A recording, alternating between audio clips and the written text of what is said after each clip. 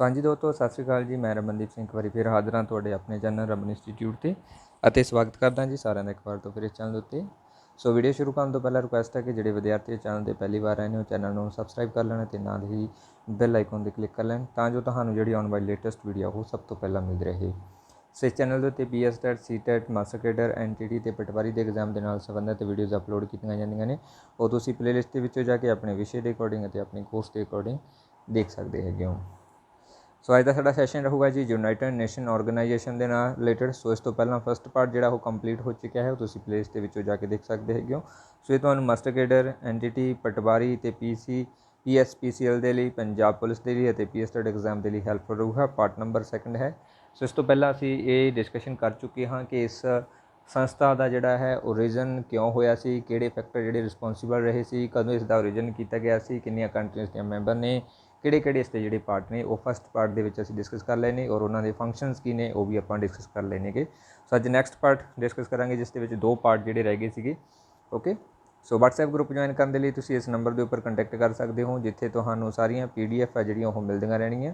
ਸੋ group paid ਅਗਰ ਤੁਸੀਂ join ਕਰਨਾ ਚਾਹੁੰਦੇ ਤਾਂ ਫੀਸ ਪੇ ਕਰਕੇ ਇਸ ਦੇ ਵਿੱਚ ਐਡ ਹੋ ਸਕਦੇ ਹੋ। ਵੀਡੀਓ ਨੂੰ ਲਾਈਕ ਕਰਨਾ, ਸ਼ੇਅਰ ਕਰਨਾ ਅਤੇ ਕਮੈਂਟ ਬਾਕਸ ਦੇ ਵਿੱਚ ਆਪਣੇ ਸੁਝਾਅ ਦੇਣੇ ਤੁਸੀਂ ਨਾ ਭੁੱਲਿਆ ਕਰੋ। ਅਤੇ ਜਿਹੜੇ ਵਿਦਿਆਰਥੀ ਨਵੇਂ ਆਉਂਦੇ ਹੁੰਦੇ ਨੇ ਉਹ ਪਲੀਜ਼ ਚੈਨਲ ਨੂੰ ਸਬਸਕ੍ਰਾਈਬ ਜ਼ਰੂਰ ਕਰ ਲਿਆ ਕਰੋ। ਸੋ ਯੂਨਾਈਟਿਡ ਨੇਸ਼ਨ ਜਿਹੜਾ ਹੈ ਪੂਰਾ ਤਕਰੀਬਨ ਵਿਸ਼ਵ ਨੂੰ ਆਪਣੇ ਅਧੀਨ ਕਵਰ ਕਰਦਾ ਹੈ ਔਰ ਇਸ ਤੋਂ ਇਲਾਵਾ ਇਸ ਦਾ ਇੱਕ ਫਲਾਇੰਗ ਹੈ। ਸਕਸੈਸ ਟਾਈਪ ਦੇ ਜਿਹੜਾ ਕੁਐਸਚਨ ਵੀ ਆ ਜਾਂਦਾ ਕਿ ਫਲਾਇੰਗ ਜਿਹੜਾ ਉਹ ਕਿਸ ਟਾਈਪ ਦਾ ਹੈ। ਠੀਕ ਹੈ, ਸੋ ਇੱਕ ਚੀਜ਼ ਹੋਰ ਹੈ ਕਿ ਇੱਕ ਜ਼ਰੂਰੀ ਸੂਚਨਾ ਤੁਹਾਡੇ ਲਈ ਕਿ ਕੋਸ਼ਿਸ਼ ਹੈ ਕਿ ਪਹਿਲਾਂ ਮੈਂ ਕੀਤਾ ਸੀ ਕਿ ਆਪਾਂ ਥਿਊਰੀ ਕਰਿਆ ਕਰਾਂਗੇ, ਉਸ ਤੋਂ ਬਾਅਦ ਜਿਹੜੇ MCQ ਰਿਆ ਕਰਨਗੇ। ਬਟ ਇੱਕ ਕੋਸ਼ਿਸ਼ ਹੋਰ ਕਰਕੇ ਦੇਖਦੇ ਹਾਂ ਜਿਸ ਦੇ ਨਾਲ ਜਿਹੜਾ ਇਹ ਸਿਲੇਬਸ ਆ ਉਹ ਜਲਦੀ ਕੰਪਲੀਟ ਕਰ ਦੇਵਾਂਗੇ। ਮੀਨਸ ਕਿ ਆਪਾਂ ਜਿਹੜੀਆਂ ਥਿਊਰੀਜ਼ ਨੇ ਉਹ ਸਾਰੀਆਂ ਆਫਲਾਈਨ ਜਿੰਨੀਆਂ ਵੀ ਹੋ ਸਕਦੀਆਂ ਨੇ ਜਲਦੀ ਤੋਂ ਜਲਦੀ ਕੰਪਲੀਟ ਕਰ ਲੈਣੇ ਆ। ਉਸ ਤੋਂ ਬਾਅਦ ਜਦੋਂ ਇਹ ਸਾਰਾ ਸਿਲੇਬਸ ਕੰਪਲੀਟ ਹੋ ਜਾਵੇਗਾ ਫਿਰ ਇਸ ਦਾ MCQ ਵਾਲਾ ਆਪਾਂ ਸੈਸ਼ਨ ਰੱਖ ਲਵਾਂਗੇ, ਜਿਹੜੀਆਂ ਕਿ ਸਾਰੀਆਂ ਕਲਾਸਿਸ ਹੀ ਲਾਈਵ ਰਹਿ ਜਾਣਗੀਆਂ। ਠੀਕ ਹੈ, ਤਾਂ ਕਿ ਇੱਕ ਆਪਣੇ ਲਈ ਸੌਖਾ ਮੈਥਡ ਹੋ ਜਾਊਗਾ। ਸਿਲੇਬਸ ਆਪਣਾ ਥਿਊਰੀ ਵਾਲਾ ਕੰਪਲੀਟ ਹੋ ਜਾਊਗਾ, ਉਸ ਤੋਂ ਬਾਅਦ ਉਸ 'ਤੇ MCQ ਰਿਵੀਜ਼ਨ ਆਪਣੀ ਡੇਲੀ ਜਿਹੜੀ ਹੈ ਉਹ ਕੰਟੀਨਿਊ ਚੱਲਦੀ ਰਹੂਗੀ। ਸੋ ਕੋਸ਼ਿਸ਼ ਕਰਾਂਗੇ ਕਿ ਜਲਦੀ ਤੋਂ ਜਲਦੀ ਜਿੰਨੇ ਜਲਦੀ ਹੋ ਜਾਣਗੀਆਂ ਇੱਕ ਦਿਨ ਦੇ ਵਿੱਚ 2 ਜਾਂ 3 ਵੀਡੀਓ ਇੱਕੋ ਸਬਜੈਕਟ ਦੀਆਂ ਪਾ ਸਕੀਏ। ਠੀਕ ਹੈ, ਜਿਵੇਂ ਕਿ history of Punjab, history of India, history of world, ਇਹਨਾਂ ਤਿੰਨਾਂ ਦੀਆਂ ਵੀਡੀਓ ਜਿਹੜੀਆਂ ਉਹ ਇੱਕ ਦਿਨ ਦੇ ਵਿੱਚ ਇੱਕ ਵੀਡੀਓ ਤੁਹਾਨੂੰ ਮਿਲ ਜਾਵੇ ਤਾਂ ਕਿ ਤਿੰਨੋਂ ਪਾਰਟ ਜਿਹੜੇ ਕਵਰ ਹੋਣੇ ਸ਼ੁਰੂ ਹੋ ਜਾਣ। ਜੋਗਰਾਫੀ ਦੀਆਂ ਹੋ ਗਈਆਂ, ਠੀਕ ਹੈ, ਔਰ ਪੋਲੀਟੀਕਲ ਦਾ ਤਾਂ ਵੈਸੇ ਹੀ ਥੋੜ੍ਹਾ ਹੀ ਆਪਣਾ ਸਿਲੇਬਸ ਬਾਕੀ ਰਹਿੰਦਾ ਹੈਗਾ। ਸੋ ਉਸ ਨੂੰ ਮੈਂ ਜਲਦੀ ਕਵਰ ਕਰ ਲਵਾਂਗੇ। ਓਕੇ, ਸੋ ਇਹ ਚੀਜ਼ ਅਪਲਾਈ ਕਰਾਂਗੇ। ਪਹਿਲਾਂ ਆਪਾਂ ਥਿਊਰੀਜ਼ ਸਾਰੀਆਂ ਡਿਸਕਸ ਕਰਾਂਗੇ, ਉਸ ਤੋਂ ਬਾਅਦ ਜਿਹੜਾ ਆਪਾਂ ਕਹਾਂਗੇ MCQ ਜਿਹੜੇ ਹੈ ਇਕੱਠੇ ਲਾਈਵ ਸੈਸ਼ਨ ਜਿਹੜੇ ਆਪਾਂ ਉਹ ਲਾਵਾਂਗੇ। ਓਕੇ, ਸੋ ਉਮੀਦ ਕਰਦਾ ਹਾਂ ਕਿ ਇਹ ਮੈਥਡ ਤੁਹਾਡੇ ਲਈ ਹੈਲਪਫੁਲ ਰਹੂਗਾ। ਤਾਂ ਸ਼ੁਰੂ ਕਰਦੇ ਹਾਂ ਸੈਸ਼ਨ ਅੱਜ ਦਾ। ਸੋ ਅੱਜ ਸਾਡਾ ਨੈਕਸਟ ਜਿਹੜਾ ਸੰਗਠਨ ਦਾ ਪਾਰਟ ਸੀਗਾ ਇੰਟਰਨੈਸ਼ਨਲ ਕੋਰਟ ਆਫ ਜਸਟਿਸ। ਸੋ ਇਸ ਦੀ ਜਿਹੜੀ ਇੱਕ ਇੰਟਰਨੈਸ਼ਨਲ ਲੈਵਲ ਦੇ ਉੱਪਰ ਇੱਕ ਜਿਹੜੀ ਜਸਟਿਸ ਜਾਂ ਨਿਆਂਪਾਲਿਕਾ ਬਣੀ ਹੋਈ ਹੈ, ਜਿਹੜੀ ਕਿ ਪੂਰੇ ਵਿਸ਼ਵ ਦੇ ਪ੍ਰਤੀ ਜਿਹੜਾ ਕਹਿ ਸਕਦੇ ਹਾਂ ਨਿਆਂ ਦੀ ਵਿਵਸਥਾ ਕਰਦੀ ਹੈਗੀ ਆ, ਸ਼ਾਂਤੀ ਬਣਾਉਣ ਦੇ ਲਈ। ਠੀਕ ਹੈ, ਜੋ ਵੀ ਝਗੜੇ ਹੁੰਦੇ ਨੇ ਠੀਕ ਹੈ ਉਸ ਨੂੰ ਨਿਪਟਾਉਣ ਦੇ ਵਿੱਚ ਇਹ ਮਦਦ ਕਰਦੀ ਹੈਗੀ। ਸੋ ਇਹ ਇੰਟਰਨੈਸ਼ਨਲ ਜਸਟਿਸ ਹੈ ਜਿਸ ਦੇ ਵਿੱਚ ਪੂਰੇ ਦੇਸ਼ ਯਾਨੀ ਕਿ ਪੂਰੇ ਵਿਸ਼ਵ ਦੇ ਵਿੱਚੋਂ ਅਲੱਗ-ਅਲੱਗ ਜਿਹੜੇ ਕਹਿ ਸਕਦੇ ਹਾਂ ਜੱਜ ਜਿਹੜੇ ਆ ਸੁਪਰੀਮ ਕੋਰਟ ਦੇ ਲਏ ਜਾਂਦੇ ਨੇ, ਜੋ ਕਿ ਇਸ ਦੇ ਵਿੱਚ ਆਪਣੀ ਭੂਮਿਕਾ ਜਿਹੜੀ ਹੈ ਉਹ ਨਿਭਾਉਂਦੇ ਹੈਗੇ ਨੇਗੇ। ਠੀਕ ਹੈ, ਸੋ ਨਿਆਂਪਾਲਿਕਾ ਦੀ ਜਿਹੜੀ ਵਿਵਸਥਾ ਉਹ ਅੰਤਰਰਾਸ਼ਟਰੀ ਚਾਰਟਰ ਦੇ ਵਿੱਚ ਅਧਿਆਇ 14 ਦੇ ਵਿੱਚ ਸ਼ਾਮਲ ਹੈਗੀ। ਉਸ ਦੇ ਵਿੱਚ ਜ਼ਿਕਰ ਕੀਤਾ ਗਿਆ ਹੈ ਔਰ ਇਸ ਦੇ ਨਾਲ ਸੰਬੰਧਿਤ ਆਰਟੀਕਲ ਹੈ ਅਨੁਛੇਦ 92 ਤੋਂ ਲੈ ਕੇ 96 ਤੱਕ ਜਿਹੜਾ ਉਹ ਇੰਟਰਨੈਸ਼ਨਲ ਕੋਰਟ ਦੇ ਨਾਲ ਸੰਬੰਧਿਤ ਹੈਗੀ। ਔਰ ਇਸ ਤੋਂ ਇਲਾਵਾ ਅਨੁਛੇਦ 92 ਦੇ ਵਿੱਚ ਇਸ ਨੂੰ ਸੰਯੁਕਤ ਰਾਸ਼ਟਰ ਦਾ ਮੁੱਖ ਨਿਆਇਕ ਅੰਗ ਜਿਹੜਾ ਘੋਸ਼ਿਤ ਉਹ ਕੀਤਾ ਗਿਆ ਹੈਗਾ। ਔਰ ਇਸ ਦੀ ਕੰਪੋਜੀਸ਼ਨ ਦੀ ਗੱਲ ਕਰੀਏ ਤਾਂ ਵਰਤਮਾਨ ਸਮੇਂ ਇਸ 'ਤੇ ਤਕਰੀਬਨ ਜਿਹੜੇ ਉਹ 15 ਜੱਜ ਨੇਗੇ। ਸੋ 15 ਹੀ ਜੱਜ ਜਿਹੜੇ ਇਸ 'ਤੇ ਇਲੈਕਟ ਕੀਤੇ ਜਾਂਦੇ ਨੇ ਵੱਖ-ਵੱਖ ਸਮੇਂ ਦੇ ਵਿੱਚ। ਔਰ ਇਹਨਾਂ ਦੇ ਅਗਰ ਕਾਰਜਕਾਲ ਦੀ ਗੱਲ ਕਰੀਏ ਤਾਂ ਮਹਾ ਸਭਾ ਅਤੇ ਰੱਖਿਆ ਪ੍ਰੀਸ਼ਦ ਦੇ ਦੁਆਰਾ ਇਹ 9 ਸਾਲਾਂ ਦੇ ਕਾਰਜਕਾਲ ਦੇ ਲਈ ਚੁਣੇ ਜਾਂਦੇ ਹੈਗੇ ਨੇ। ਯਾਨੀ ਕਿ ਜਦੋਂ ਇੱਕ ਵਾਰ ਕੋਈ ਵਿਅਕਤੀ ਜਿਹੜਾ ਚੁਣ ਲਿਆ ਜਾਂਦਾ ਹੈ ਇਸ ਕੋਰਟ ਦਾ ਜੱਜ ਤਾਂ ਉਹ 9 ਸਾਲਾਂ ਤੱਕ ਜਿਹੜਾ ਕਾਰਜਕਾਲ ਦੇ ਵਿੱਚ ਰਹੂਗਾ। ਇਹ ਚੋਣ ਜਿਹੜੀ ਹੈ ਮਹਾ ਸਭਾ ਅਤੇ ਰੱਖਿਆ ਪ੍ਰੀਸ਼ਦ ਦੇ ਦੁਆਰਾ ਕੀਤੀ ਜਾਂਦੀ ਹੈਗੀ ਆ। ਓਕੇ, ਸੋ ਹਰੇਕ 3 ਸਾਲ ਦੇ ਬਾਅਦ ਇਸ ਦੇ 1/3 ਭਾਵ ਕਿ 5 ਮੈਂਬਰ ਜਿਹੜੇ ਉਹ ਸੇਵਾ ਮੁਕਤ ਯਾਨੀ ਕਿ ਰਿਟਾਇਰ ਹੋ ਜਾਂਦੇ ਨੇ। 15 ਮੈਂਬਰਾਂ ਦੇ ਵਿੱਚੋਂ 5 ਮੈਂਬਰ। ਓਕੇ, ਸੋ 1/3 ਬਣਨਗੇ ਇਹ। ਸੋ ਵੈਸੇ ਟੋਟਲ ਜਿਹੜੇ ਉਹ 15 ਮੈਂਬਰ ਹੈਗੇ ਨੇਗੇ। ਸੰਖਿਆ ਪੁੱਛ ਲਈ ਜਾਂਦੀ ਹੈ ਕਿੰਨੇ ਮੈਂਬਰ ਰਿਟਾਇਰ ਹੋ ਜਾਂਦੇ ਹੈਗੇ ਨੇ, ਕਿਸ ਦੇ ਦੁਆਰਾ ਨਿਯੁਕਤੀ ਕੀਤੀ ਜਾਂਦੀ ਹੈ, ਇਹ ਕੁਐਸਚਨ ਅਕਸਰ ਆ ਜਾਂਦੇ ਹੁੰਦੇ ਨੇਗੇ। ਸੋ ਇਸ ਦਾ ਹੈੱਡਕੁਆਟਰ ਜਿਹੜਾ ਹੈ ਉਹ ਹੇਗ ਨੀਦਰਲੈਂਡ ਵਿਖੇ ਹੈ। ਸੋ ਇਹ ਇੱਕ ਅਜਿਹਾ ਜਿਹੜਾ ਪਾਰਟ ਹੈ ਇਸ ਦਾ ਜਿਸ 'ਤੇ ਜਿਹੜੀ ਸੰਸਥਾ ਹੈ ਉਹ ਨੀਦਰਲੈਂਡ ਦੇ ਵਿੱਚ ਹੈ। ਸੋ ਬਾਕੀ ਦੀਆਂ ਸਾਰੀਆਂ ਜਿਹੜੀਆਂ ਨੇ ਇਸ ਦੀਆਂ ਸੰਸਥਾਵਾਂ ਉਹ ਨਿਊਯਾਰਕ ਦੇ ਵਿੱਚ ਹੀ ਸਥਿਤ ਨੇਗੀਆਂ। ਓਕੇ, ਸੋ ਅਗਰ ਯੋਗਤਾਵਾਂ ਦੀ ਗੱਲ ਕਰੀਏ ਇਸ ਕੋਰਟ ਦੇ ਜੱਜ ਦੀਆਂ ਤਾਂ ਉਸ ਦੇ ਵਿੱਚ ਇਹੀ ਸਾਰੀਆਂ ਯੋਗਤਾਵਾਂ ਨਿਸ਼ਚਿਤ ਹੁੰਦੀਆਂ ਨੇ ਜਿਹੜੀਆਂ ਕਿ ਉਸਦੇ ਆਪਣੇ ਦੇਸ਼ ਦੇ ਵਿੱਚ ਹੁੰਦੀਆਂ ਨੇਗੀਆਂ। ਠੀਕ ਹੈ, ਮੀਨਸ ਕਿ ਉਹ ਆਪਣੀ ਦੇਸ਼ ਦੇ ਸਰਵਉੱਚ ਅਦਾਲਤ ਦੇ ਵਿੱਚ ਕੰਮ ਕਰਦਾ ਹੋਵੇ ਜਾਂ ਕਰ ਚੁੱਕਿਆ ਹੋਵੇ। ਸੋ ਉਸੇ ਵਿਅਕਤੀ ਨੂੰ ਹੀ ਜਿਹੜਾ ਇਸ ਦੇ ਵਿੱਚ ਹੈ ਨਾ ਯੋਗਤਾ ਹਾਸਲ ਜਿਹੜੀ ਕੀਤੀ ਜਾ ਸਕਦੀ ਹੈ, ਮਤਲਬ ਕਿ ਉਹੀ ਵਿਅਕਤੀ ਜਿਹੜਾ ਇਸ ਦੇ ਵਿੱਚ ਇਲੈਕਟ ਕੀਤਾ ਜਾ ਸਕਦਾ ਹੈ। ਸਥਾਈ ਦਫ਼ਤਰ ਤੇ ਅਯੋਗਤਾਵਾਂ ਦੀ ਗੱਲ ਕੀਤੀ ਇਸ ਦੇ ਵਿੱਚ। ਸੋ ਅਦਾਲਤ ਦਾ ਸਥਾਈ ਦਫ਼ਤਰ ਜਿਹੜਾ ਉਹ ਹੇਗ ਦੇ ਵਿੱਚ ਜਿਹੜਾ ਸਥਿਤ ਹੁੰਦਾ ਹੈਗਾ, ਉੱਥੋਂ ਮਤਲਬ ਹੈ ਨਾ ਸਾਰੀ ਕਾਰਵਾਈ ਜਿਹੜੀ ਹੁੰਦੀ ਹੈਗੀ। ਔਰ ਅੰਤਰਰਾਸ਼ਟਰੀ ਅਦਾਲਤ ਦੇ ਜੱਜ ਕਿਸੇ ਹੋਰ ਕਿੱਤੇ ਨੂੰ ਅਪਣਾ ਨਹੀਂ ਸਕਦੇ ਹੈਗੇ ਅਤੇ ਉਹਨਾਂ ਨੂੰ ਆਪਣਾ ਸਾਰਾ ਸਮਾਂ ਇਸੇ ਅਦਾਲਤ ਦੇ ਵਿੱਚ ਹੀ ਲਗਾਉਣਾ ਪੈਂਦਾ ਹੈ। ਸੋ ਹੋਰ ਕਿਸੇ ਵੀ ਕਾਰਜ ਦੇ ਉੱਪਰ ਉਹ ਜਿਹੜਾ ਕਹਿ ਸਕਦਾ ਨਿਯੁਕਤ ਨਹੀਂ ਕੀਤੇ ਜਾ ਸਕਦੇ। ਅੰਤਰਰਾਸ਼ਟਰੀ ਅਦਾਲਤ ਦੇ ਕਿਸੇ ਵੀ ਜੱਜ ਨੂੰ ਉਦੋਂ ਤੱਕ ਆਉਂਦੇ ਤੋਂ ਹਟਾਇਆ ਨਹੀਂ ਜਾ ਸਕਦਾ ਜਦੋਂ ਇਸ ਦੇ ਸਾਰੇ ਜੱਜ ਜਿਹੜੇ ਉਹ ਸਰਬਸੰਮਤੀ ਦੇ ਨਾਲ ਸੰਬੰਧਿਤ ਜੱਜ ਨੂੰ ਜ਼ਰੂਰੀ ਸ਼ਰਤਾਂ ਦੀ ਉਲੰਘਣਾ ਦਾ ਦੋਸ਼ੀ ਘੋਸ਼ਿਤ ਨਾ ਕਰ ਦੇਣ। ਜਾਣੀ ਕਿ ਸਾਰੇ ਜੱਜ ਜਦੋਂ ਇਸ ਦੇ ਪ੍ਰਤੀ ਮਤਾ ਪਾਸ ਕਰਨਗੇ ਤਦ ਹੀ ਉਸ ਨੂੰ ਹਟਾਇਆ ਜਾ ਸਕਦਾ, ਨਹੀਂ ਕੋਈ ਅਜਿਹੀ ਸਥਿਤੀ ਨਹੀਂ ਹੈ ਜਿਸ ਦੇ ਨਾਲ ਇਸ ਦੇ ਜੱਜ ਨੂੰ ਜਿਹੜਾ ਉਹ ਹਟਾਇਆ ਜਾ ਸਕੇ। ਓਕੇ, ਸੋ ਕਾਰਜਕਾਲ ਜਿਹੜਾ ਹੈ ਦੱਸ ਚੁੱਕਿਆ ਹੈ ਨਾ ਕਿ 9 ਸਾਲਾਂ ਦਾ ਹੀ ਕਾਰਜਕਾਲ ਹੈ। 9 ਸਾਲ ਤੇ ਕਿਹੜਾ ਕਾਰਜਕਾਲ ਦੇ ਵਿੱਚ ਰਹਿੰਦੇ ਨੇ, 1/3 3/4 ਜਿਹੜੇ ਮੈਂਬਰ ਸੇਵਾ ਮੁਕਤ ਹੋ ਜਾਂਦੇ ਨੇ 3 ਸਾਲਾਂ ਬਾਅਦ। ਔਰ ਜੱਜਾਂ ਦੀ ਜਿਹੜੀ ਦੁਬਾਰਾ ਨਿਯੁਕਤੀ ਉਹ ਕੀਤੀ ਜਾ ਸਕਦੀ ਹੈਗੀ। ਸੋ ਇੱਥੇ ਹੈ ਕਿ 6 ਨਵੰਬਰ 1981 ਨੂੰ ਭਾਰਤ ਦੇ ਸ਼੍ਰੀ ਨਾਗੇਂਦਰ ਸਿੰਘ ਨੂੰ ਦੁਬਾਰਾ ਇਸ ਅਦਾਲਤ ਦਾ ਜੱਜ ਜਿਹੜਾ ਉਹ ਚੁਣਿਆ ਗਿਆ ਸੀ, ਜਾਣੀ ਕਿ 2 ਵਾਰ ਜਿਹੜਾ ਉਹ ਇਲੈਕਟ ਹੋਏ ਹੈਗੇ ਨੇਗੇ ਇਸ ਕੋਰਟ ਦੇ ਵਿੱਚ। ਔਰ 1999 ਦੇ ਵਿੱਚ ਸਵਰਗਵਾਸ ਹੋ ਗਏ। ਉਹਨਾਂ ਦੀ ਥਾਂ ਦੇ ਉੱਪਰ ਭਾਰਤ ਦੇ ਸਰਵਉੱਚ ਅਦਾਲਤ ਦੇ ਜੱਜ ਸ਼੍ਰੀ RS ਪਾਠਕ ਨੂੰ ਅੰਤਰਰਾਸ਼ਟਰੀ ਜੱਜ ਦਾ ਜਿਹੜਾ ਜੱਜ ਚੁਣਿਆ ਗਿਆ ਸੀਗਾ, ਅਦਾਲਤ ਦਾ ਜੱਜ ਸੌਰੀ। ਸੋ ਇਹ ਨਾਗੇਂਦਰ ਦੀ ਜਗ੍ਹਾ ਦੇ ਉੱਪਰ ਜਿਹੜਾ ਚੁਣਿਆ ਗਿਆ ਸੀਗੇ। ਓਕੇ, ਸੋ ਇਹ ਨੇ ਕਿ ਪੂਰੇ ਜਿਹੜੇ ਇੰਡੀਆ ਦੇ ਅਤੇ ਪਹਿਲਾ ਜੱਜ ਦਾ ਜ਼ਿਕਰ ਕੀਤਾ ਗਿਆ ਹੈ ਅਤੇ ਵਰਤਮਾਨ ਸਮੇਂ ਵਾਲੇ।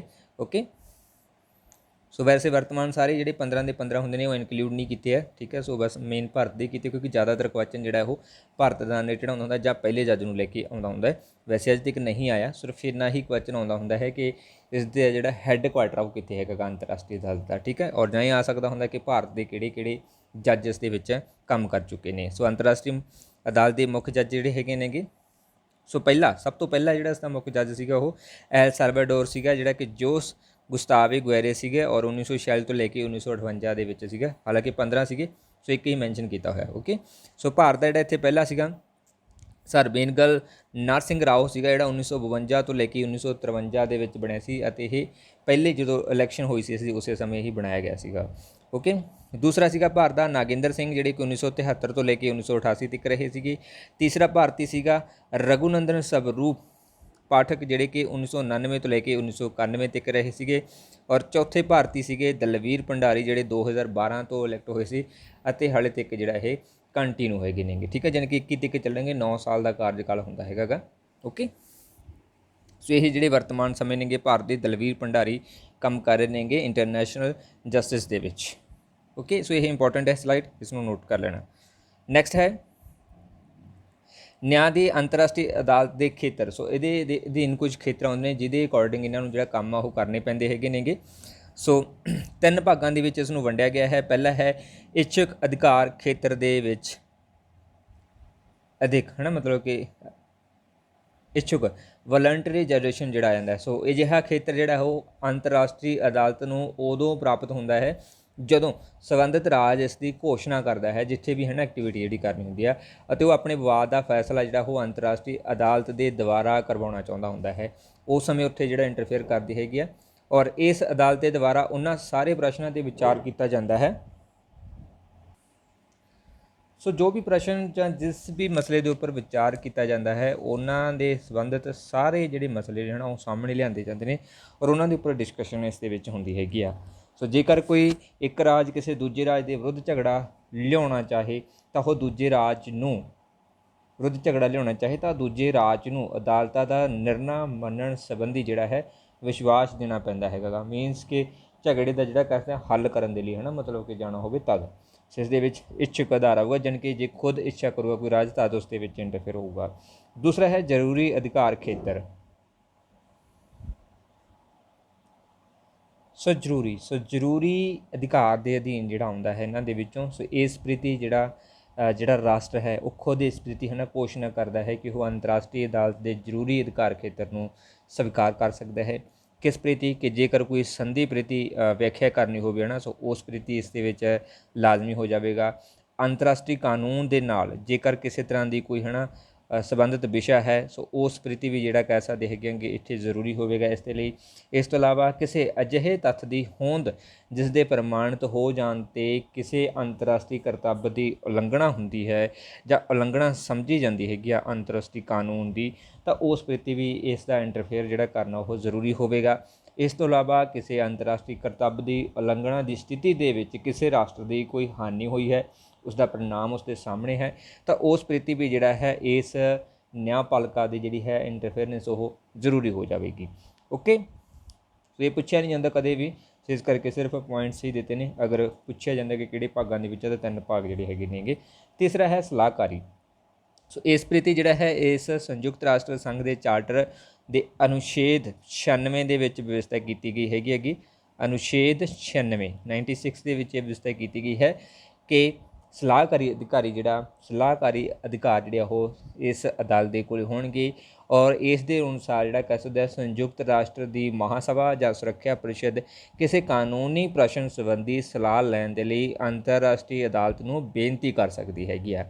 ਅਤੇ संयुक्त राष्ट्र के होर अंग ਅਤੇ विशेष संस्थावां भी इस अदालत तो अपने अधिकार खेत्र दे विच शामिल ਕਾਰਜਾਂ ਦੇ ਵਿਸ਼ੇ ਸੰਬੰਧੀ ਕਾਨੂੰਨੀ ਸਲਾਹ ਜਿਹੜੀ ਹੈ ਉਹ ਲੈ ਸਕਦੇ ਹੈਗੇ ਨੇ। ਤਾਂ ਇਹ 3 ਪ੍ਰਕਾਰ ਦੇ ਜਿਹੜੇ ਕਾਰਜ ਨੇਗੇ ਜਾਂ ਖੇਤਰ ਨੇ ਜਿਸ ਦੇ ਅਧੀਨ ਇੰਟਰਨੈਸ਼ਨਲ ਜਸਟਿਸ ਜਿਹੜਾ ਹੈ ਕੋਰਟ ਆਫ ਜਸਟਿਸ ਜਿਹੜੀ ਉਹ ਕੰਮ ਕਰਦੀ ਹੈ।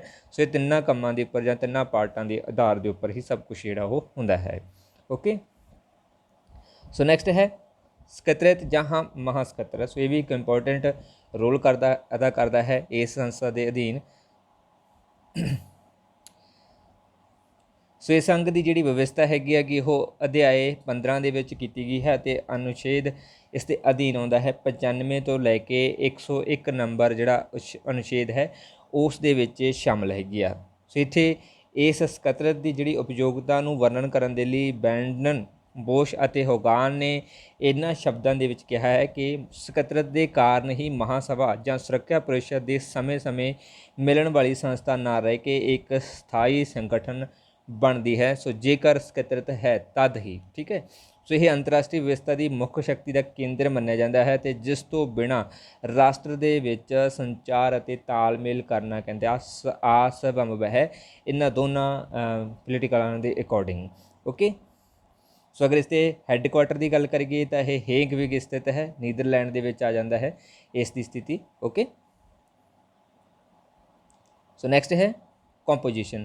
ਸੋ ਸਕੱਤਰਤ ਦੀ ਰਚਨਾ ਦੀ ਵਿਵਸਥਾ ਜਿਹੜੀ ਉਹ ਸੰਯੁਕਤ ਰਾਸ਼ਟਰ ਦੇ ਅਨੁਛੇਦ 97 ਦੇ ਵਿੱਚ ਕੀਤੀ ਗਈ ਹੈਗੀ ਔਰ ਇਸ ਅਨੁਛੇਦ ਦੇ ਅਨੁਸਾਰ ਸੰਯੁਕਤ ਰਾਸ਼ਟਰ ਦੇ ਵਿੱਚ ਇੱਕ ਸਕੱਤਰਤ ਹੋਵੇਗਾ ਜਿਸ ਦੇ ਵਿੱਚ ਮਹਾਸਕੱਤਰਤ ਅਤੇ ਸੰਯੁਕਤ ਰਾਸ਼ਟਰ ਦੀ ਲੋੜ ਦੇ ਅਨੁਸਾਰ ਕਰਮਚਾਰੀ ਵਰਗ ਹੋਵੇਗਾ ਅਤੇ ਮਹਾਸਕੱਤਰਤ ਸੰਯੁਕਤ ਰਾਸ਼ਟਰ ਦਾ ਪ੍ਰਸ਼ਾਸਕੀ ਅਧਿਕਾਰੀ ਮੰਨਿਆ ਜਾਵੇਗਾ ਜਾਂ ਪ੍ਰਸ਼ਾਸਕੀ ਅਧਿਕਾਰੀ ਹੋਵੇਗਾ। ਠੀਕ ਹੈ, ਔਰ ਇਸ ਦੀ ਨਿਯੁਕਤੀ ਦੀ ਗੱਲ ਕਰੀਏ ਤਾਂ ਸੁਰੱਖਿਆ ਪਰਿਸ਼ਦ ਦੀ ਸਿਫਾਰਿਸ਼ ਦੇ ਉੱਪਰ ਮਹਾਸਭਾ ਜਿਹੜੀ ਹੈ ਉਸ ਸਕੱਤਰਤ ਦੀ ਨਿਯੁਕਤੀ ਕਰਦੀ ਹੈ। ਸੋ ਧਿਆਨ ਰੱਖਣਾ, ਸਿਫਾਰਿਸ਼ ਕਰੇਗਾ ਸੁਰੱਖਿਆ ਪਰਿਸ਼ਦ ਅਤੇ ਨਿਯੁਕਤੀ ਕਰੇਗਾ ਇਸ ਦੀ ਮਹਾਸਭਾ ਜਨਰਲ ਅਸੈਂਬਲੀ ਜਿਹੜੀ ਹੈ। ਓਕੇ,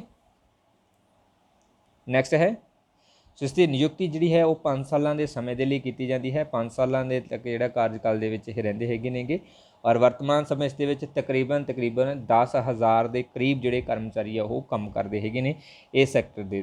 ਠੀਕ ਹੈ, ਔਰ ਮਹਾਸਕੱਤਰ ਦੀ ਸਹਾਇਤਾ ਦੇ ਤਕਰੀਬਨ 100 ਦੇ ਲਗਭਗ ਜਿਹੜਾ ਹੈ ਮੁੱਖ ਕਾਰਜਕਾਰੀ ਅਧਿਕਾਰੀ ਜਿਹੜੇ ਆ ਉਹ ਨਿਯੁਕਤ ਕੀਤੇ ਹੋਏ ਨੇ ਜੋ ਕਿ ਇਹਨਾਂ ਦੇ ਅਧੀਨ ਕੰਮ ਕਰਦੇ ਹੈਗੇ ਨੇਗੇ। ਓਕੇ, ਸੋ ਸਕੱਤਰਤ ਦੇ ਕੰਮ ਕੀ ਨੇਗੇ? ਸੋ ਇਹ ਸੰਯੁਕਤ ਰਾਸ਼ਟਰ ਦੇ ਵਿਭਿੰਨ ਅੰਗਾਂ ਅਤੇ ਵਿਸ਼ੇਸ਼ ਸੰਸਥਾਵਾਂ ਦੀਆਂ ਬੈਠਕਾਂ ਦੇ ਲਈ ਲੋੜੀਂਦੀ ਸਮੱਗਰੀ, ਦਸਤਾਵੇਜ਼, ਫੈਸਲਿਆਂ ਦੀ ਕਾਰਵਾਈ ਦਾ ਵੇਰਵਾ ਤਿਆਰ ਕਰਨ ਦੇ ਵਿੱਚ ਸਭ ਤੋਂ ਵੱਧ ਜਿਹੜੀ ਆ ਉਹ ਮਦਦ ਕਰਦਾ ਹੈ। ਇਹ ਸੰਯੁਕਤ ਰਾਸ਼ਟਰ ਦੇ ਅਧਿਕਾਰ ਖੇਤਰਾਂ ਦੇ ਅੰਤਰਗਤ ਹਰੇਕ ਸਮੱਸਿਆ ਨਾਲ ਸੰਬੰਧਿਤ ਅੰਕੜੇ ਅਤੇ ਸੂਚਨਾਵਾਂ ਇਕੱਠੀਆਂ ਕਰਦਾ ਹੈ। ਮੀਨਸ ਡਾਟਾ ਹੀ ਇਹਨਾਂ ਕੋਲੇ ਹੁੰਦਾ ਹੈ ਨਾ, ਸਾਰੇ ਤਰ੍ਹਾਂ ਦੇ ਜਿੰਨੇ ਵੀ ਦਫ਼ਤਰ ਹੈਗੇ ਨੇ, ਜਿੰਨੇ ਵੀ ਤਰ੍ਹਾਂ ਦੀਆਂ ਹੈ ਸੰਗਠਨ ਹੈਗੇ ਨੇ ਇਹਨਾਂ ਦੇ ਅਧੀਨ। ਅੰਤਰਰਾਸ਼ਟਰੀ ਅਦਾਲਤ ਤੋਂ ਇਲਾਵਾ ਸੰਯੁਕਤ ਰਾਸ਼ਟਰ ਦੇ ਸਾਰੇ ਅੰਗਾਂ ਦੇ ਲਈ ਸਕੱਤਰਤ ਇੱਕ ਦਫ਼ਤਰ ਦੇ ਰੂਪ ਦੇ ਵਿੱਚ ਕੰਮ ਕਰਦਾ ਹੈ ਔਰ ਅੰਤਰਰਾਸ਼ਟਰੀ ਤਾਲਮੇਲ ਪੈਦਾ ਕਰਨ ਦੇ ਵਿੱਚ ਸਭ ਤੋਂ ਜ਼ਿਆਦਾ ਮਹੱਤਵਪੂਰਨ ਕੇਂਦਰ ਦੇ ਰੂਪ ਦੇ ਵਿੱਚ ਇਹੀ ਕੰਮ ਕਰਦੀ ਹੈ ਸੰਸਥਾ। ਔਰ ਹਰੇਕ ਸੰਧੀ ਜਾਂ ਅੰਤਰਰਾਸ਼ਟਰੀ ਸਮਝੌਤੇ ਨੂੰ ਸਕੱਤਰਤ ਦੇ ਵਿੱਚ ਪੰਜੀਕ੍ਰਿਤ ਕਰਨਾ ਮੀਨਜ਼ ਰਜਿਸਟਰ ਕਰਾਉਣਾ ਜਿਹੜਾ ਉਹ ਜ਼ਰੂਰੀ ਹੁੰਦਾ ਹੈਗਾ ਗਾ। ਸਕੱਤਰਤ ਦੇ ਮਹਾਂ ਸਕੱਤਰ ਅਤੇ ਉਸਦੇ ਸਹਿਯੋਗੀ ਸਕੱਤਰਤ ਸੰਯੁਕਤ ਰਾਸ਼ਟਰ ਸੰਘ ਨੂੰ ਤਕਨੀਕੀ, ਕਾਨੂੰਨੀ ਤੇ ਰਾਜਨੀਤਿਕ ਵਿਸ਼ਿਆਂ ਦੇ ਉੱਪਰ ਲੋੜੀਂਦੇ ਤੱਥ ਜਿਹੜੇ ਉਹ ਉਪਲਬਧ ਕਰਾਉਂਦੇ ਹੈਗੇ ਨੇਗੇ।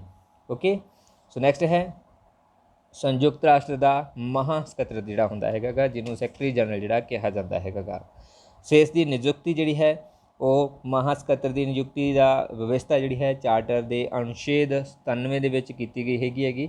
ਔਰ ਮਹਾਂ ਸਕੱਤਰ ਦੀ ਜਿਹੜੀ ਨਿਯੁਕਤੀ ਹੈ ਉਹ ਸੁਰੱਖਿਆ ਪ੍ਰੀਸ਼ਦ ਦੀ ਸਿਫਾਰਿਸ਼ ਦੇ ਉੱਪਰ ਮਹਾਂ ਸਭਾ ਯਾਨੀ ਜਨਰਲ ਅਸੈਂਬਲੀ ਦੇ ਦੁਆਰਾ ਕੀਤੀ ਜਾਂਦੀ ਹੈ। ਪਰ ਵਿਵਹਾਰ ਦੇ ਵਿੱਚ ਸੁਰੱਖਿਆ ਪ੍ਰੀਸ਼ਦ ਦੇ 15 ਮੈਂਬਰਾਂ ਦੇ ਵਿੱਚੋਂ 9 ਮੈਂਬਰਾਂ ਦੇ ਬਹੁਮਤ ਦੇ ਦੁਆਰਾ ਹੀ ਮਹਾਂ ਸਕੱਤਰ ਦੀ ਨਿਯੁਕਤੀ ਕੀਤੀ ਜਾਂਦੀ ਹੈ ਅਤੇ ਇਹਨਾਂ 9 ਮੈਂਬਰਾਂ ਦੇ ਵਿੱਚੋਂ 5 ਸਥਾਈ ਮੈਂਬਰ ਜਿਹੜੇ ਉਹ ਜ਼ਰੂਰ ਹੁੰਦੇ ਨੇ, ਜ਼ਰੂਰੀ ਨਹੀਂ ਉਹਨਾਂ ਦਾ ਹੋਣਾ ਵੀ ਇਸ ਦੇ ਵਿੱਚ। ਓਕੇ, ਔਰ ਵਰਤਮਾਨ ਸਮੇਂ ਜਿਹੜਾ ਹੈ ਸੰਯੁਕਤ ਰਾਸ਼ਟਰ ਸੰਘ ਦੇ ਮਹਾਂ ਸਕੱਤਰ ਦੇ ਮੁਖੀ ਜਿਹੜੇ ਹੈਗੇ ਨੇ, ਜਨਰਲ ਸੈਕਟਰੀ ਜਿਹੜੇ ਹੈਗੇ ਨੇ ਉਹ ਅੰਟੋਨੀਓ ਗੁਟਰੇਸ ਜਿਹੜੇ ਹੈਗੇ ਨੇਗੇ ਵਰਤਮਾਨ ਸਮੇਂ ਨੇਗੇ। ਠੀਕ ਹੈ, ਸੋ ਇਹਨਾਂ ਦੇ ਕੰਮ ਕੀ ਨੇਗੇ ਮਹਾਂ ਸਕੱਤਰ ਦੇ? ਸੋ ਪ੍ਰਸ਼ਾਸਕੀ ਕੰਮ ਆ ਜਾਂਦਾ ਹੈ ਜਿਸ ਦੇ ਵਿੱਚ ਇਹਨਾਂ ਨੇ ਸਾਰੇ ਹੀ ਪ੍ਰਸ਼ਾਸਨਿਕ ਤਰ੍ਹਾਂ ਦੇ ਜਿਹੜੇ ਕੰਮ ਨੇ ਉਹ ਕਰਨੇ ਹੁੰਦੇ ਹੈਗੇ ਨੇਗੇ।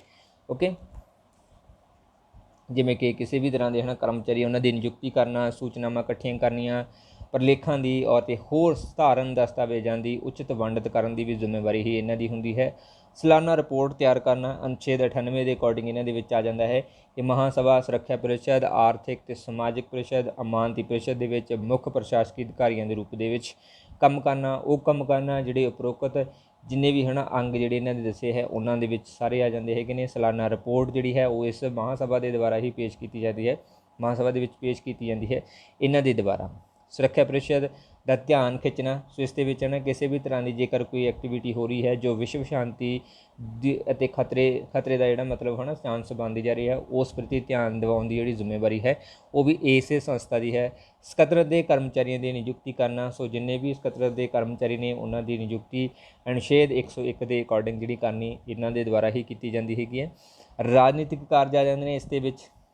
ਸੋ ਅਨੁਛੇਦ 99 ਦੇ ਵਿੱਚ ਇਸ ਦੀ ਵਿਵਸਥਾ ਕੀਤੀ ਹੈ ਕਿ ਸੰਯੁਕਤ ਰਾਸ਼ਟਰ ਦੇ ਮਹਾਂ ਸਕੱਤਰ ਦੀ ਸੁਰੱਖਿਆ ਪ੍ਰੀਸ਼ਦ ਦੀ ਇੱਕ ਬੈਠਕ ਬੁਲਾਉਣ ਦੀ ਸ਼ਕਤੀ ਜਿਹੜੀ ਉਹ ਦਿੱਤੀ ਜਾਂਦੀ ਹੈਗੀ ਔਰ ਇਹ ਉਹ ਸੰਯੁਕਤ ਰਾਸ਼ਟਰ ਦੇ ਮੈਂਬਰਾਂ ਦੇ ਕਹਿਣ 'ਤੇ ਕਰਦਾ ਹੈ। ਠੀਕ ਹੈ, ਸੋ ਇਹ ਸਾਰੇ ਦੇ ਸਾਰੇ ਜਿਹੜੀ ਕਹਿ ਸਕਦੇ ਹਾਂ ਰਾਜਨੀਤਿਕ ਕੰਮਾਂ ਦੇ ਵਿੱਚ ਆਉਂਦੇ ਨੇ ਕਿ ਸਾਲਾਨਾ ਰਿਪੋਰਟ ਤਿਆਰ ਕਰਨਾ ਔਰ ਕਿਸ ਤਰੀਕੇ ਦੇ ਨਾਲ ਕਰਨੀ ਹੈ ਔਰ ਉਸ ਦੇ ਵਿੱਚ ਕੀ ਕੁਝ ਹੋਣਾ ਚਾਹੀਦਾ ਹੈ, ਸੋ ਸਾਰਾ ਇਸ ਦੇ ਵਿੱਚ ਆ ਜਾਂਦਾ ਹੈਗਾ। ਸੋ ਇਸ ਤੋਂ ਇਲਾਵਾ ਪ੍ਰਤੀਨਿਧਾਤਮਕ ਜਿਹੜਾ ਕਾਰਜ ਹੈ ਜਾਂਦਾ ਹੈ ਸੋ ਸੰਯੁਕਤ ਰਾਸ਼ਟਰ ਦੇ ਮਹਾਂ ਸਕੱਤਰ ਨੂੰ ਸੰਯੁਕਤ ਰਾਸ਼ਟਰ ਦਾ ਅਸਲੀ ਪ੍ਰਤੀਨਿਧ ਜਿਹੜਾ ਕਿਹਾ ਜਾਂਦਾ ਹੈਗਾ ਔਰ ਸੰਯੁਕਤ ਰਾਸ਼ਟਰ ਦੇ ਸਾਰੇ ਅੰਗਾਂ ਦੀ ਮੈਂਬਰ ਸੰਖਿਆ ਸੀਮਿਤ ਹੁੰਦੀ ਹੈਗੀ ਔਰ ਇਸ ਦੇ ਨਾਲ ਹੀ ਉਹਨਾਂ ਦਾ ਪ੍ਰਭਾਵ ਵੀ ਜਿਹੜਾ ਕਹਿ ਸਕਦੇ ਘੱਟ ਹੁੰਦਾ ਹੈ। ਪਰੰਤੂ ਜੇ ਗੱਲ ਕਰੀਏ ਅਸੀਂ ਮਹਾਂ ਸਕੱਤਰ ਦਾ ਤਾਂ ਇਹ ਇੱਕ ਅਜਿਹਾ ਅਧਿਕਾਰੀ ਹੁੰਦਾ ਹੈ ਜਿਸ ਦਾ ਸੰਬੰਧ ਪੂਰੇ ਸੰਗਠਨ ਦੇ ਨਾਲ ਜਿਹੜਾ ਮੰਨਿਆ ਜਾਂਦਾ ਹੈਗਾ। ਸੋ ਇਸ ਕਰਕੇ ਇਹ ਸਾਰੇ ਹੀ ਜਿਹੜੇ ਸੰਗਠਨ ਨੇ ਉਹਨਾਂ ਦੀ ਪ੍ਰਤੀਨਿਧਤਾ ਜਿਹੜੀ ਹੈ ਉਹ ਕਰਦਾ ਹੈਗਾ। ਓਕੇ, ਸੋ ਨੈਕਸਟ ਆ ਜਾਂਦੇ ਹੈਗੇ ਨੇ। ਸੋ ਇਹ ਸਾਰੇ ਜਿਹੜੇ ਸਾਡੇ 6 ਪਾਰਟ ਸੀ ਉਹ ਡਿਸਕਸ ਹੋ ਚੁੱਕੇ ਨੇਗੇ। ਉਹ ਤੁਸੀਂ ਕੁਝ ਪਾਰਟ ਜਿਹੜੇ ਉਹ ਫਸਟ ਪਾਰਟ ਦੇ ਵਿੱਚ ਸੀ, ਕੁਝ ਇਸ ਦੇ ਵਿੱਚ ਸੀਗੇ 2। ਸੋ ਨੈਕਸਟ ਹੈ specialisation agency of United Nations. So ਪਹਿਲਾਂ ਅਸੀਂ ਕੁਝ ਹੋਰ ਜਿਹੜੀਆਂ ਏਜੰਸੀਆਂ ਸੀ ਉਹਨਾਂ ਦੀ ਗੱਲ ਕੀਤੀ ਸੀ, ਬਟ ਇਸ ਤੋਂ ਇਲਾਵਾ ਕੁਝ ਹੋਰ ਪ੍ਰਮੁੱਖ ਏਜੰਸੀਆਂ ਵੀ ਨੇ ਜਿਹੜੀਆਂ ਕਿ ਯੂਨਾਈਟਿਡ ਨੇਸ਼ਨ ਦੇ ਅਧੀਨ ਕੰਮ ਕਰਦੀਆਂ ਨੇ। ਸੋ ਪਹਿਲਾ ਹੈ ਫੂਡ ਐਂਡ ਐਗਰੀਕਲਚਰ ਆਰਗੇਨਾਈਜੇਸ਼ਨ, ਜਿਹੜੀ ਕਿ ਰੋਮ ਦੇ ਵਿੱਚ ਇਸ ਦਾ ਹੈੱਡਕੁਆਟਰ ਸਥਿਤ ਹੈ ਅਤੇ 1945 ਦੇ ਵਿੱਚ ਇਸ ਨੂੰ ਐਸਟੈਬਲਿਸ਼ ਕੀਤਾ ਗਿਆ ਸੀਗਾ। ਇਸ ਤੋਂ ਬਾਅਦ ਹੈ ਇੰਟਰਨੈਸ਼ਨਲ ਸਿਵਲ ਐਵੀਏਸ਼ਨ ਆਰਗੇਨਾਈਜੇਸ਼ਨ ਹੈ, ਜਿਹੜੀ ਕਿ ਮੌਂਟਰੀਅਲ ਕਿਊਬਿਕ ਦੇ ਵਿੱਚ ਅਧੀਨ ਸਥਿਤ ਹੈ ਅਤੇ 1947 ਦੇ ਵਿੱਚ ਇਸ ਨੂੰ ਐਸਟੈਬਲਿਸ਼ ਕੀਤਾ ਗਿਆ ਸੀ, ਜਿਹੜੀ ਕਿ ਏਅਰ ਸੇਵਾਵਾਂ ਦੇ ਨਾਲ ਸੰਬੰਧਿਤ ਹੈਗੀ ਆ। ਦੂਸਰਾ ਪਹਿਲਾ ਜਿਹੜਾ ਹੈ ਫੂਡ ਤੇ ਐਗਰੀਕਲਚਰ ਦੇ ਨਾਲ ਸੰਬੰਧਿਤ ਹੈਗੀ ਆ। ਤੀਸਰੀ ਹੈ international fund for agriculture development. So agriculture ਨੂੰ ਡਿਵੈਲਪਮੈਂਟ ਕਰਨ ਦੇ ਲਈ ਇਸ ਦੀ ਵਿਵਸਥਾ ਕੀਤੀ ਗਈ ਹੈ। ਸੋ ਇਸ ਦਾ ਵੀ ਹੈੱਡਕੁਆਟਰ ਰੋਮ ਦੇ ਵਿੱਚ ਇਟਲੀ ਦੇ ਵਿੱਚ ਹੀ ਹੈ। 1977 ਦੇ ਵਿੱਚ ਇਸ ਨੂੰ ਐਸਟੈਬਲਿਸ਼ ਕੀਤਾ ਗਿਆ ਸੀ। ਚੌਥਾ ਹੈ ਇੰਟਰਨੈਸ਼ਨਲ ਲੇਬਰ ਆਰਗੇਨਾਈਜੇਸ਼ਨ। ਸੋ ਇਹ ਜਨੀਵਾ ਵਿਖੇ ਸਥਿਤ ਹੈਗੀ ਹੈ। 1946 ਦੇ ਵਿੱਚ ਇਸ ਨੂੰ ਐਸਟੈਬਲਿਸ਼ ਜਿਹੜਾ ਕੀਤਾ ਗਿਆ ਸੀਗਾ। ਸੋ ਇਹ ਲੇਬਰ ਦੇ ਪ੍ਰਤੀ ਜਿਹੜੇ ਕਾਨੂੰਨ ਬਣਾਉਣ ਸੰਬੰਧੀ ਇੱਕ ਸੰਸਥਾ ਹੈਗੀ। ਓਕੇ, ਨੈਕਸਟ ਹੈ ਇੰਟਰਨੈਸ਼ਨਲ ਮੈਰੀਟਾਈਮ ਆਰਗੇਨਾਈਜੇਸ਼ਨ। ਸੋ ਇਹ ਲੰਡਨ ਦੇ ਵਿੱਚ ਸਥਿਤ ਹੈ। 1948 ਦੇ ਵਿੱਚ ਇਸ ਨੂੰ ਇਸਟੈਬਲਿਸ਼ ਜਿਹੜਾ ਕੀਤਾ ਗਿਆ ਸੀਗਾ, ਸਮੁੰਦਰੀ ਵਿਵਸਥਾਵਾਂ ਦੇ ਨਾਲ ਸੰਬੰਧਿਤ ਹੈਗੀ। ਓਕੇ, ਛੇਵਾਂ ਹੈ ਇੰਟਰਨੈਸ਼ਨਲ ਮੋਨੇਟਰੀ ਫੰਡ। ਸੋ ਇਹ ਵੀ ਫੰਡ ਦੇ ਨਾਲ ਅਧੀਨ ਹੈ, ਜਿਹੜੀ ਕਿ ਵਾਸ਼ਿੰਗਟਨ DC ਵਿਖੇ ਸਥਿਤ ਹੈਗੀ ਅਤੇ 1945 ਦੇ ਵਿੱਚ ਇਸ ਨੂੰ ਐਸਟੈਬਲਿਸ਼ ਜਿਹੜਾ ਹੈ ਉਹ ਕੀਤਾ ਗਿਆ ਸੀਗਾ। ਸੱਤਵੀਂ ਹੈ ਇਸ ਦੇ ਵਿੱਚ ਇੰਟਰਨੈਸ਼ਨਲ ਟੈਲੀਕਮਿਊਨੀਕੇਸ਼ਨ ਯੂਨੀਅਨ। ਸੋ ਇਹ ਵੀ ਜਨੇਵਾ ਵਿਖੇ ਸਥਿਤ ਹੈ ਅਤੇ 1947 ਦੇ ਵਿੱਚ ਇਸ ਨੂੰ ਇਸਟੈਬਲਿਸ਼ ਕੀਤਾ ਗਿਆ ਸੀ। ਉਸ ਟੈਲੀਕਮਿਊਨੀਕੇਸ਼ਨ ਦੇ ਨਾਲ ਸਥਿਤ ਹੈਗੀ ਕਿਸੇ ਵੀ ਤਰ੍ਹਾਂ ਦੇ ਹੈ ਨਾ ਕਮਿਊਨੀਕੇਸ਼ਨ ਨੂੰ ਲੈ ਕੇ ਜੋ ਵੀ ਹੈ ਨਾ ਵਿਵਸਥਾ ਜਾਂ ਕਾਨੂੰਨ ਬਣਾਉਣੇ ਨੇ ਉਹ ਇਸੇ ਸੰਸਥਾ ਦੇ ਦੁਆਰਾ ਕ੍ਰੀਏਟ ਕੀਤੇ ਜਾਂਦੇ ਨੇ। ਅੱਠਵਾਂ ਹੈ United Nation educational scientific and culture organisation. So ਇਹ ਪੈਰਿਸ ਵਿਖੇ ਸਥਿਤ ਹੈ, ਜਿਸ ਨੂੰ ਯੂਨੈਸਕੋ ਵੀ ਕਿਹਾ ਜਾਂਦਾ ਹੈ ਅਤੇ 1946 ਦੇ ਵਿੱਚ ਇਸ ਨੂੰ ਇਸਟੈਬਲਿਸ਼ ਕੀਤਾ ਗਿਆ ਸੀ। ਸੋ ਇਹ ਐਜੂਕੇਸ਼ਨ ਨੂੰ ਲੈ ਕੇ, ਸਾਇੰਸ ਨੂੰ ਲੈ ਕੇ ਅਤੇ ਕਲਚਰ ਸੰਬੰਧੀ ਜਿੰਨੀਆਂ ਵੀ ਐਕਟੀਵਿਟੀ, ਜਿੰਨੇ ਵੀ ਕੁਝ ਆਉਂਦਾ ਹੈ, ਸੋ ਉਹਨਾਂ ਪ੍ਰਤੀ ਕਾਨੂੰਨ ਜਾਂ ਉਹਨਾਂ ਪ੍ਰਤੀ ਐਕਟੀਵਿਟੀਜ਼ ਕਰਾਉਣ ਦੀ ਜਿਹੜੀ ਜ਼ਿੰਮੇਵਾਰੀ ਹੁੰਦੀ ਹੈ, ਸੋ ਇਸ ਸੰਸਥਾ ਦੀ ਇਹ ਵਾਲੀ ਜ਼ਿੰਮੇਵਾਰੀ ਹੁੰਦੀ ਹੈ। ਨੈਕਸਟ ਹੈ 9 number United Nation industrial development organisation. So industry ਨੂੰ ਡਿਵੈਲਪ ਕਰਨ ਦੇ ਲਈ ਇਸ ਨੂੰ ਸਟੈਬਲਿਸ਼ ਕੀਤਾ ਗਿਆ ਹੈ। ਵੀਅਨਾ ਵਿਖੇ ਸਥਿਤ ਹੈਗਾ ਔਰ 1967 ਦੇ ਵਿੱਚ ਇਸ ਨੂੰ ਸਟੈਬਲਿਸ਼ ਕੀਤਾ ਗਿਆ ਸੀਗਾ। 10ਵਾਂ ਹੈ ਵਰਲਡ ਟੂਰਿਜ਼ਮ ਆਰਗੇਨਾਈਜੇਸ਼ਨ। ਸੋ ਟੂਰਿਜ਼ਮ ਨੂੰ ਲੈ ਕੇ ਜਿਹੜਾ ਇੱਕ ਸੰਸਥਾ ਬਣਾਈ ਗਈ ਹੈ। ਸੋ ਇਹ ਮੈਡਰਿਡ ਦੇ ਵਿੱਚ ਸਥਿਤ ਹੈ ਅਤੇ 1974 ਦੇ ਵਿੱਚ ਇਸ ਨੂੰ ਸਟੈਬਲਿਸ਼ ਕੀਤਾ ਗਿਆ ਸੀ। ਇੱਕ ਧਿਆਨ ਰੱਖਣਾ ਕਿ ਕਈ ਵਾਰ ਸੇਮ ਪਲੇਸ ਪਾ ਦਿੰਦੇ ਨੇ, ਮੀਨਸ ਕਿ ਜਿੱਥੇ ਉਹ ਸਥਿਤ ਹੈ। ਕਈ ਵਾਰ ਇਕੱਲੀ ਕੰਟਰੀ ਪੁੱਛ ਲੈਂਦੇ ਕਿ ਕਿਹੜੀ ਕੰਟਰੀ ਦੇ ਵਿੱਚ ਸਥਿਤ ਹੈ, ਤਾਂ ਕੰਟਰੀਆਂ ਵੀ ਨਾਲ ਮੈਂਸ਼ਨ ਕੀਤੀਆਂ ਹੋਈਆਂ ਨੇ। ਓਕੇ, ਹੈੱਡਕੁਆਟਰ ਦੇ ਨਾਲ। 11ਵੇਂ ਨੰਬਰ ਹੈ ਯੂਨੀਵਰਸਲ ਪੋਸਟਲ ਯੂਨੀਅਨ। ਸੋ ਡਾਕ ਨੂੰ ਲੈ ਕੇ ਹੈ ਨਾ ਜਿੰਨੀਆਂ ਵਿਵਸਥਾਵਾਂ ਬਣਾਈਆਂ ਜਾਂਦੀਆਂ ਨੂੰ ਇਸ ਸੰਸਥਾ ਦੇ ਅਧੀਨ ਨੇ। ਇਹ ਬਰਨ ਵਿਖੇ ਸਥਿਤ ਹੈ। 1947 ਦੇ ਵਿੱਚ ਇਸ ਨੂੰ ਇਸਟੈਬਲਿਸ਼ ਕੀਤਾ ਗਿਆ ਸੀਗਾ। 12ਵੀਂ ਹੈ ਵਰਲਡ ਬੈਂਕ ਗਰੁੱਪ। ਸੋ ਇਹ ਵਰਲਡ ਬੈਂਕ ਨੂੰ ਲੈ ਕੇ ਬਣਾਇਆ ਗਿਆ ਹੈ ਸਾਰਾ ਕੁਛ ਹੈ ਨਾ, ਬੈਂਕਾਂ ਦੇ ਪ੍ਰਤੀ ਹਸਤੀਆਂ ਜਿਹੜੀਆਂ ਨੇ, ਔਰ ਵਾਸ਼ਿੰਗਟਨ DC ਦੇ ਵਿੱਚ ਸਥਿਤ ਹੈ। 1945 ਦੇ ਵਿੱਚ ਇਸ ਨੂੰ ਇਸਟੈਬਲਿਸ਼ ਜਿਹੜਾ ਹੈ ਉਹ ਕੀਤਾ ਗਿਆ ਸੀਗਾ। ਨੈਕਸਟ ਹੈ ਵਰਲਡ ਹੈਲਥ ਆਰਗੇਨਾਈਜੇਸ਼ਨ। ਸੋ ਪੂਰੇ ਵਿਸ਼ਵ ਦੇ ਵਿੱਚ ਹੈਲਥ ਦੇ ਪ੍ਰਤੀ ਜਿੰਨੇ ਵੀ ਹੈ ਨਾ ਕਹਿ ਸਕਦੇ ਪ੍ਰੋਗਰਾਮ ਨਿਰਧਾਰਿਤ ਕਰ ਰਹੇ ਨੇ, ਹੈਲਥ ਨੂੰ ਕਿਵੇਂ ਇੰਪਰੂਵ ਕਰਨਾ ਹੈ, ਉਸ ਪ੍ਰਤੀ ਸਾਰੀ ਜਿਹੜੀ ਜ਼ਿੰਮੇਵਾਰੀ ਉਹ ਇਸ ਦੀ ਹੈ। ਸੋ ਹੈ ਨਾ ਲੇਟੈਸਟ ਹੀ ਜਿਹੜਾ ਸਾਡਾ ਕਰੋਨਾ ਵਾਇਰਸ ਚੱਲ ਰਿਹਾ ਸੀ, ਉਸ ਪ੍ਰਤੀ ਵੀ ਜਿੰਨੀਆਂ ਵੀ ਐਕਟੀਵਿਟੀਜ਼ ਹੋਈਆਂ ਨੇ ਉਹ ਤਕਰੀਬਨ ਜਿਹੜੀਆਂ ਹੈ ਇਸ ਸੰਸਥਾ ਦੇ ਦੁਆਰਾ ਹੀ ਘੋਸ਼ਿਤ ਕੀਤੀਆਂ ਗਈਆਂ ਸੀ। ਠੀਕ ਹੈ, ਸੋ ਇਹ ਜਨੇਵਾ ਵਿਖੇ ਸਥਿਤ ਹੈ ਅਤੇ 1948 ਦੇ ਵਿੱਚ ਇਸ ਨੂੰ ਇਸਟੈਬਲਿਸ਼ ਕੀਤਾ ਗਿਆ ਸੀ। ਇਹ ਐਸਟੈਬਲਿਸ਼ਮੈਂਟ ਜ਼ਰੂਰ ਪੁੱਛ ਲੈਂਦੇ ਹੁੰਦੇ ਨੇ ਕਿ ਕਦੋਂ ਜਿਹੜਾ ਇਸ ਨੂੰ ਇਸਟੈਬਲਿਸ਼ ਕੀਤਾ ਗਿਆ ਸੀਗਾ। 14ਵੀਂ ਹੈ world intellectual property organisation. So ਇਹ ਜਨੇਵਾ ਵਿਖੇ ਸਥਿਤ ਹੈ, ਜੋ ਕਿ 1974 ਦੇ ਵਿੱਚ ਇਸਟੈਬਲਿਸ਼ ਕੀਤੀ ਗਈ ਸੀ। 15ਵੀਂ ਹੈ ਵਰਲਡ ਮੈਟਰੋਲੋਜੀਕਲ ਆਰਗੇਨਾਈਜੇਸ਼ਨ। ਸੋ ਵੈਦਰ ਨੂੰ ਲੈ ਕੇ ਹੈ ਨਾ ਇਹ ਬਣਾਈ ਗਈ ਹੈਗੀ ਆ, ਜੋ ਕਿ ਜਨੇਵਾ ਵਿਖੇ ਅਤੇ 1950 ਦੇ ਵਿੱਚ ਇਸ ਨੂੰ ਇਸਟੈਬਲਿਸ਼ ਜਿਹੜਾ ਹੈ ਉਹ ਕੀਤਾ ਗਿਆ ਸੀਗਾ। ਸੋ ਨੈਕਸਟ ਹੈ, ਇਹ ਬਹੁਤ ਇੰਪੋਰਟੈਂਟ ਹੈ। ਸੋ ਲਾਸਟ ਵੀ ਸ਼ਾਇਦ ਇਸ ਦੇ ਵਿੱਚ ਹੈ ਨਾ ਕੁਐਸਚਨ ਆਇਆ ਸੀਗਾ ਮਾਸਟਰ ਕ੍ਰੈਡਿਟ ਦੇ ਵਿੱਚ ਕਿ ਕਿੰਨਾ ਫੰਡ ਜਿਹੜਾ ਹੈ ਕਿਹੜੀ ਕੰਟਰੀ ਦਿੰਦੀ ਹੈ। ਸੋ ਇਸ ਦੇ ਵਿੱਚ ਪਹਿਲੇ 5 ਕੰਟਰੀਆਂ ਜਿਹੜੀਆਂ ਕਿ ਉਸ ਦੇ ਪਰਮਾਨੈਂਟ ਮੈਂਬਰ ਨੇ, ਔਰ ਇਸ ਤੋਂ ਇਲਾਵਾ ਜਿਹੜਾ ਹੈ ਇੰਡੀਆ ਦਾ ਨਾਮ ਮੈਂਸ਼ਨ ਕੀਤਾ ਹੈ, ਕਿਉਂਕਿ ਇੰਡੀਆ ਪ੍ਰਤੀ ਕੁਐਸਚਨ ਆ ਸਕਦਾ। ਉਸ ਤੋਂ ਇਲਾਵਾ 5 ਜਿਹੜੇ ਮੈਂਬਰ ਨੇ ਉਹਨਾਂ ਦੇ ਵਿੱਚ ਸਭ ਤੋਂ ਜ਼ਿਆਦਾ ਅਤੇ ਸਭ ਤੋਂ ਘੱਟ ਕਿਸ ਦੇ ਬੱਲੇ ਜਿਹੜੇ ਹੈ ਨਾ ਵੱਧ ਜਿਹੜਾ ਯੋਗਦਾਨ ਪਾਇਆ ਜਾਂਦਾ ਹੈ ਬਜਟ ਨੂੰ ਲੈ ਕੇ। ਸੋ ਯੂਨਾਈਟਿਡ ਸਟੇਟ ਜਿਹੜਾ ਹੈ ਯਾਨੀ ਕਿ ਅਮਰੀਕਾ ਜਿਹੜਾ ਹੈ ਉਹ ਸਭ ਤੋਂ ਵੱਧ ਫੰਡ ਦਿੰਦਾ ਹੈਗਾ ਯੂਨਾਈਟਿਡ ਨੇਸ਼ਨ ਨੂੰ। ਕਿੰਨਾ ਦਿੰਦਾ ਹੈ? 22%। ਓਕੇ, ਸੋ ਚਾਈਨਾ ਜਿਹੜਾ ਹੈ ਦੂਸਰੇ ਸਥਾਨ ਦੇ ਉੱਪਰ ਹੈ, ਜਿਹੜਾ ਕਿ 12.005% ਯੋਗਦਾਨ ਦਿੰਦਾ ਹੈਗਾ ਇਸ ਦੇ ਬਜਟ ਦੇ ਵਿੱਚ। ਔਰ ਤੀਸਰਾ ਹੈ ਜਾਪਾਨ, ਜਿਹੜਾ ਕਿ 8.564% ਜਿਹੜਾ ਹੈ ਯੋਗਦਾਨ ਪਾਉਂਦਾ ਹੈ ਇਸ ਦੇ ਬਜਟ ਦੇ ਵਿੱਚ। ਚੌਥਾ ਹੈ ਜਰਮਨੀ, ਜਿਹੜਾ ਕਿ 6.90% ਇਸ ਦੇ ਵਿੱਚ ਯੋਗਦਾਨ ਪਾਉਂਦਾ ਹੈ। ਪੰਜਵਾਂ ਹੈ ਇਸ ਦੇ ਵਿੱਚ ਯੂਨਾਈਟਿਡ ਕਿੰਗਡਮ, ਜਿਹੜਾ ਕਿ 4.567% ਇਸ ਬਜਟ ਦੇ ਵਿੱਚ ਹਿੱਸਾ ਪਾਉਂਦਾ ਹੈ। ਅਤੇ 21ਵੇਂ ਨੰਬਰ ਦੇ ਉੱਪਰ ਆਉਂਦਾ ਹੈ ਇੰਡੀਆ, ਔਰ ਇਸ ਦਾ 0.834% ਜਿਹੜਾ ਹੈ ਯੋਗਦਾਨ ਹੈ ਯੂਨਾਈਟਿਡ ਨੇਸ਼ਨ ਨੂੰ ਫੰਡ ਦੇਣ ਦੇ ਵਿੱਚ, ਉਸ ਦੇ ਬਜਟ ਦੇ ਵਿੱਚ ਯੋਗਦਾਨ ਪਾਉਣ ਦੇ ਵਿੱਚ। ਠੀਕ ਹੈ, ਸੋ 21ਵੇਂ ਨੰਬਰ ਦੇ ਉੱਪਰ ਆ ਰਿਹਾ ਹੈ ਅਤੇ 0.834 ਜਿਹੜਾ ਪ੍ਰਤੀਸ਼ਤ ਯੋਗਦਾਨ ਪੈਂਦਾ। ਸਭ ਤੋਂ ਵੱਧ ਯੂਨਾਈਟਿਡ ਨੇਸ਼ਨ ਦਾ ਹੈਗਾ ਪਰਮਾਨੈਂਟ ਮੈਂਬਰ ਤੋਂ, ਅਤੇ ਸਭ ਤੋਂ ਘੱਟ ਜਿਹੜਾ ਹੈ ਉਹ ਯੂਨਾਈਟਿਡ ਨੇਸ਼ਨ ਦਾ ਹੈ। ਓਕੇ, ਸੋ ਇਹ ਸੀ ਸਾਡਾ ਇਹਦਾ ਟੌਪਿਕ, ਜਿਸ ਦੇ ਵਿੱਚ ਯੂਨਾਈਟਿਡ ਨੇਸ਼ਨ ਨੂੰ ਲੈ ਕੇ ਜਿਹੜੀ 2 ਸੰਸਥਾਵਾਂ ਸੀ ਉਸ ਨੂੰ ਆਪਾਂ ਡਿਸਕਸ ਕੀਤਾ। ਇਸ ਤੋਂ ਇਲਾਵਾ ਉਸ ਦੇ ਬਜਟ, ਉਸ ਦੇ ਜਿਹੜੇ ਕੰਮ ਨੇਗੇ, ਠੀਕ ਹੈ, ਔਰ ਉਸ ਦੇ ਜਿਹੜੇ ਜੱਜਸ ਨੇ ਉਹਨਾਂ ਨੂੰ ਆਪਾਂ ਡਿਸਕਸ ਕੀਤਾ ਸੀ। ਸੋ ਉਮੀਦ ਕਰਦਾ ਹਾਂ ਕਿ ਸੈਸ਼ਨ ਸਾਰਿਆਂ ਦੇ ਲਈ ਹੈਲਪਫੁਲ ਰਿਹਾ ਹੋਊਗਾ। ਸੋ WhatsApp ਗਰੁੱਪ ਜੁਆਇਨ ਕਰਨ ਦੇ ਲਈ ਤੁਸੀਂ ਇਸ ਨੰਬਰ ਦੇ ਉੱਪਰ ਕੰਟੈਕਟ ਕਰ ਸਕਦੇ ਹੋ। ਵੀਡੀਓ ਨੂੰ ਲਾਈਕ ਕਰਨਾ, ਸ਼ੇਅਰ ਕਰਨਾ ਅਤੇ ਕਮੈਂਟ ਬਾਕਸ ਦੇ ਵਿੱਚ ਆਪਣੇ ਸੁਝਾਅ ਦੇਣੇ ਤੁਸੀਂ ਨਾ ਭੁੱਲਿਆ ਕਰੋ। ਅਤੇ ਜਿਹੜੇ ਵਿਦਿਆਰਥੀ ਨਵੇਂ ਆਉਂਦੇ ਹੁੰਦੇ ਨੇ ਉਹ ਪਲੀਜ਼ ਚੈਨਲ ਨੂੰ ਸਬਸਕ੍ਰਾਈਬ ਜ਼ਰੂਰ ਕਰ ਲਿਆ ਕਰੋ। Thank you so much.